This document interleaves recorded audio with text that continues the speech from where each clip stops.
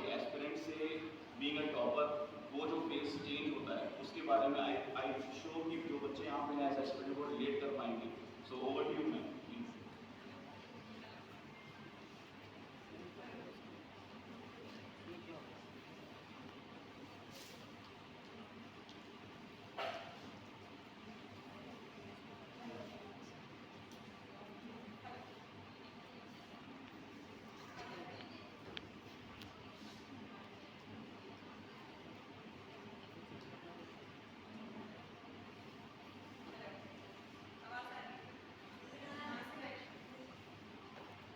Hello. Hello, good morning everyone. First of all, I would like to thank Principal Madam and the entire college team कि हमें ऐसा मौका दिया कि हम आके आप लोगों के साथ interact कर सकें. I'm really liking the energy of the women. It was not long back, मतलब 3-4-5 साल पहले, I was also one among you. मतलब मैं भी एक गर्ल्स स्कूल से हूँ, गर्ल्स कॉलेज से हूँ, है ना, आप ही की तरह वैसे ही बैठी थी। वही कंफ्यूजन, वही डर जो आप लोगों को लगता है। सर ने अभी बताया कि आईएएस में कितना सारा स्कोप है, कितना डोमेन है। अगर हमें उसका आधा भी पता होता तो भी वो हमारा सपना होता है ना। मुझे भी नहीं पता था इतना सब कुछ कि इस सर्विस में क्या होता है क्या नहीं होता है, पर फिर भी ये मेरा बहुत बड़ा सपना था। लेकिन कहीं ना कहीं हमको बहुत ज़्यादा डर लगता है। मुझे भी बहुत डर लगता था कि मतलब मेरे बस का है क्या, मेरे से होगा क्या, है ना। आई एम श्योर आप लोगों को भी लगता है, कितने लोगों को डर लगता है कि हमसे हो पाएगा क्या, बहुत कुछ। अच्छा, आप जब एक आईएएस ऑफिसर को देखते हो तो आपको क्या लगता है कि कैसा बैकग्राउंड रहा होगा? अच्छे कॉलेजेस से आते होंगे, how many of you think? बहुत अच्छे, सब किसको लगता है कि बहुत अच्छे टॉपर्स रहे होंगे, बहुत अच्छी परसेंटेज आई होगी? मोस्टली हमें ऐसा लगता है, आप आज मेरे को भी देखोगे तो ऐसा लगता है कि हमेशा से बहुत कॉन्फिडेंट, इनको तो लगता ही होगा कि बन जाएंगे, है ना। एक बार बनने के बाद हम भी जब टॉपर्स को देखते थे तो हमें भी यही लगता था कि यार इनका कैसे नहीं होता। तो उनको ऐसे देख के लगता है ना कि यार इनका वो नहीं था। वो बनने के बाद सबको लगता है, लेकिन जो जर्नी होती है, जो स्ट्रगल होता है, वो सबका सेम होता है। ऐसा कुछ भी नहीं था कि मुझे पहले से ऐसा लगा कि हाँ मेरा तो हो ही जाएगा। वो डर वो सबका होता है। मेरी जर्नी से भी मैं थोड़ा सा बताऊंगी। मैं बीकानेर से हूँ, है ना। बहुत ही normal, even you can say lower middle class. जब आई वॉज बॉर्न गाँव में ही रहते थे मेरे जो दादा दादी वगैरह थे। मेरे मम्मी पापा की बचपन में शादी हो गई, है ना। और मेरी मदर जब 20 ईयर्स की थी तब मैं हो भी गई थी। Both of them were unemployed. मेरी मदर को मेरी तरह पढ़ने का शौक था, मतलब मुझे उनकी तरह पढ़ने का शौक है। तो उन्होंने जैसे तैसे करके शी बिकेम सब इंस्पेक्टर, है ना। And my father was still trying to find a job. उन्होंने भी लॉ की, ही आल्सो स्टार्टेड प्रैक्टिसिंग। तो सब इंस्पेक्टर में आपने देखा होगा कि खानदान बनते हैं, लेकिन वो बनते हैं गाँव में, छोटी छोटी जगहों में, है ना। तो मेरी मदर की जो पहली पोस्टिंग थी वो नागौर में थी, जहाँ पे उन्होंने अपना प्रोबेशन किया। और वहीं पे मैं स्कूल में पढ़ती थी। मैं जामोदान विद्यापीठ में पढ़ी हूँ, जो मेरी इनिशियल स्कूलिंग होती है, जो सबसे मेन होती है। 5th क्लास तक मैं जामोदान विद्यापीठ में पढ़ी थी। हिंदी मीडियम टाइप का था, है ना। इनफैक्ट बोली तो मारवाड़ी जाती थी, था वो हिंदी मीडियम। उसके बाद में थैंकफुली किस्मत का भी कह सकते हैं कि उनकी ट्रांसफ़र हो गई अजमेर में। और अजमेर में मैं कॉन्वेंट स्कूल में पढ़ी। अजमेर की एजुकेशन बहुत अच्छी है थैंकफुली, एंड बहुत ऐसी है कि जो हम अफोर्ड कर पाते थे। So I studied in a convent school. जो हिंदी मीडियम से इंग्लिश मीडियम का शिफ्ट था वो उस समय भी मेरे लिए बहुत मुश्किल था। हालांकि एज और क्लास यंग थी, लेकिन मुझे फिर भी 1-2 साल लगे थे वो शिफ्ट होने में। और फिर भी बहुत सारी इनसिक्योरिटीज, बहुत सारे डर उस समय रहते थे। आप अपने आसपास कॉन्वेंट स्कूल के जो बच्चे देखते हो, और जिस परिवेश से मैं आई थी काफ़ी अलग था। तो तब मेरे में ये आई थी, ठीक है, मतलब जो एक होता है ना स्ट्रगल करने का कि नहीं मेरे को इनके बराबर बनना है, सबसे अच्छा बनना है, तो वो मेरे अंदर था तब से। लेकिन मुझे कंपटीशन से बहुत डर लगता था, ठीक है। मतलब ऐसा नहीं था कि मैं नहीं चाहती थी कि मैं डॉक्टर बनूँ या फिर मैं इंजीनियर बनूँ, लेकिन उस समय मेरे में हिम्मत नहीं थी। 10th क्लास में हमें डिसाइड करना होता है कि आपको इंजीनियरिंग फील्ड में जाना होता है या फिर मेडिकल फील्ड में जाना होता है। लेकिन सच में मेरी वो मैं मेरे पेरेंट्स भी रेडी थे काइंड ऑफ कि डॉक्टर बन जाओ, हमारे घर में कोई डॉक्टर नहीं है, हमारे घर में कोई जॉब में है ही नहीं, मेरी मदर के job. So she was the first person and उनके बाद मेरा नौकरी लगा। तो कोई उस फील्ड में नहीं था, तो डॉक्टर का ऑब्वियसली सपना रहता है, तो लेकिन मैं बहुत डरती थी, बहुत घबराती थी, तो मैंने नहीं किया। मैंने 11th-12th में I did not go for it. मैंने ना पीएमटी दिया, ना मैंने आईआईटी दिया, क्योंकि मुझे डर था कि नहीं होगा। मैं कंपटीशन से बहुत डरती थी, है ना। और मैंने मैथ्स और बायोलॉजी दोनों रखा। 11th-12th में मेरे पास दोनों था। उसके बाद में जब कॉलेज का टाइम आया, तो मैंने कभी सोचा नहीं था कि मुझे एक्चुअली बाहर पढ़ने का मौका मिलेगा। टू बी वेरी ऑनेस्ट, मतलब बहुत ही मुश्किल था। उस समय बहुत बड़ा लगता था, आजकल फिर भी लोग बाहर जाते हैं, जयपुर आते हैं, दिल्ली जाते हैं। जिस समय मैं स्कूल में थी, उस समय बहुत बड़ी बात थी।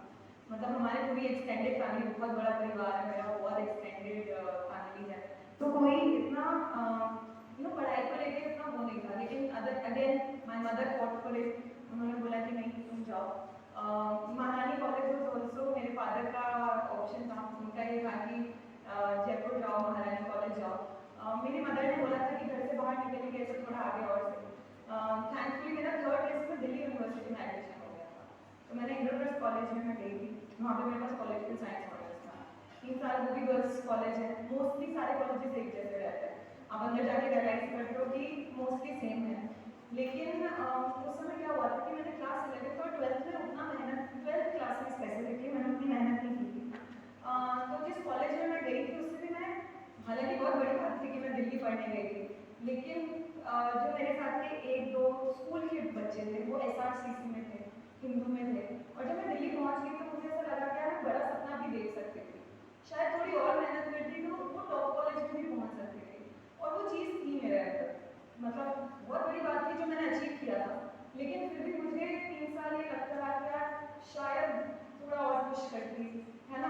वो था, जब मैं उनसे मिलती भी थी, जो मेरे एसआरसीसी के जो मेरे फ्रेंड्स थे, तो भी मुझे थोड़ा ऐसा लगता था कि यार I could have been there, I could have been in my dream college. और वो बहुत बड़ा एक मोटिवेशन था कि मुझे लाइफ में फिर ऐसा नहीं सोचना था कि यार मैं एम्स जा सकती थी, या आईआईटी जा सकती थी, या एक बहुत अच्छे कॉलेज में जा सकती थी, जस्ट बिकॉज कि मैंने हिम्मत नहीं की, जस्ट बिकॉज कि मैंने मेहनत नहीं की, है ना।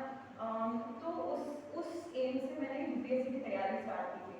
थोड़ा सा बचपन का मोटिवेशन था, क्योंकि मम्मी सब इंस्पेक्टर थी, तो ऑब्वियसली हमने एसपी और उनको देखा था। इनफैक्ट देखा नहीं था, सिर्फ फ़ोन पे सुना ही था। जब फ़ोन आता था तो खड़े होके सर सर होता था।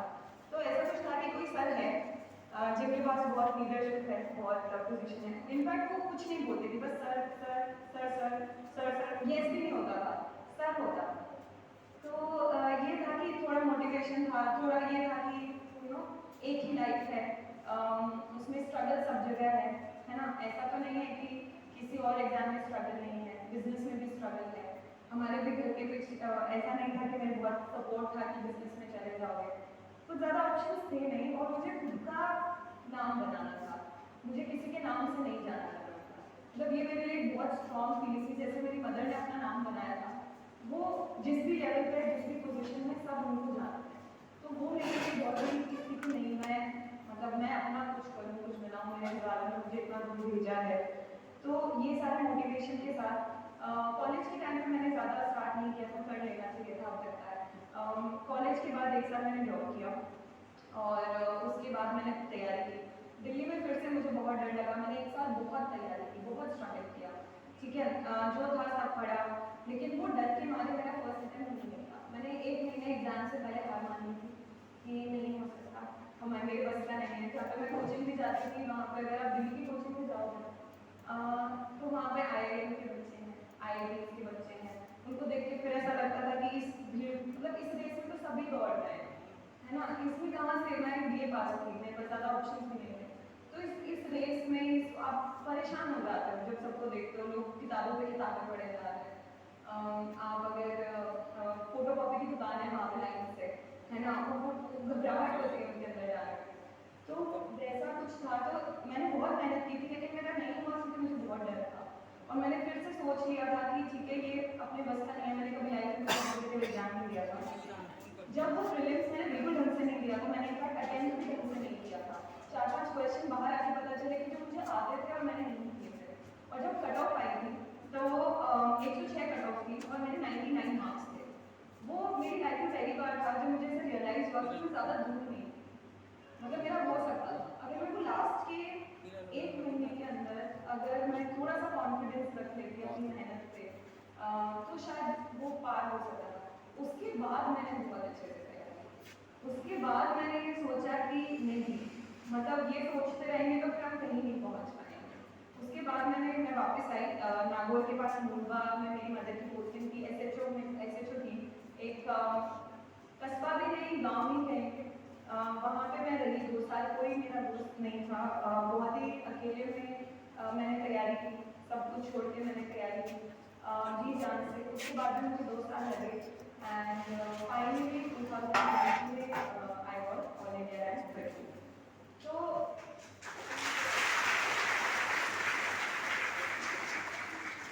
मैं मेरी जर्नी के थ्रू बस एक छोटा सा ये मैसेज देना चाहती हूँ कि जो ये स्ट्रगल्स है ना, और इनफैक्ट मेरा स्ट्रगल कुछ भी नहीं है।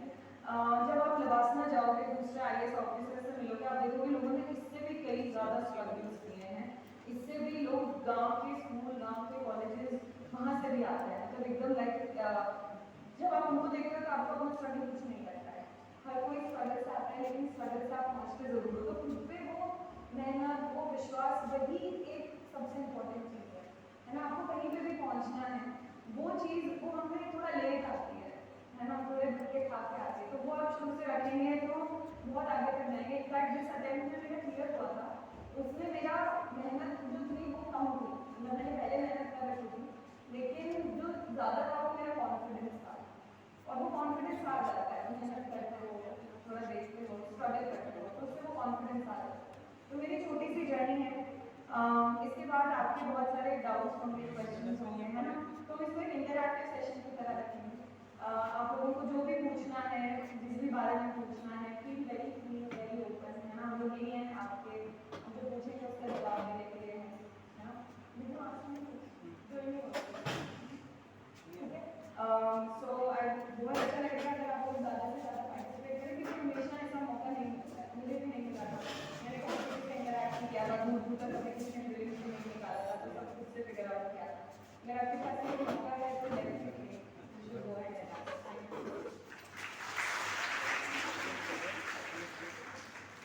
Thank you so much ma'am. I am sure कि यहाँ पे जितने भी बच्चे बैठे हुए हैं वो आपकी इस इंस्पायरिंग जर्नी से काफ़ी ज़्यादा मोटिवेटेड फील कर रहे होंगे। आप मोटिवेटेड फील कर रहे हैं? सो मैम ने एक चीज़ बोली थी बीच में कि कॉलेज में कि मैम तो शायद उनका ये था कि शायद कॉलेज से ही स्टार्ट करते हैं। मेरा क्वेश्चन भी सर उसी से रिलेटेड है। कॉलेज में बेहतर प्रिपरेशन कैसे मैनेज हो सकती है? लाइक कॉलेज के अपने एकेडमिक्स होते हैं और यूपीएससी भी की टफेस्ट एग्जामिनेशन, बहुत लोगों के मन में डाउट होते हैं कि क्या हम कॉलेज के साथ प्रिपेयर कर सकते हैं?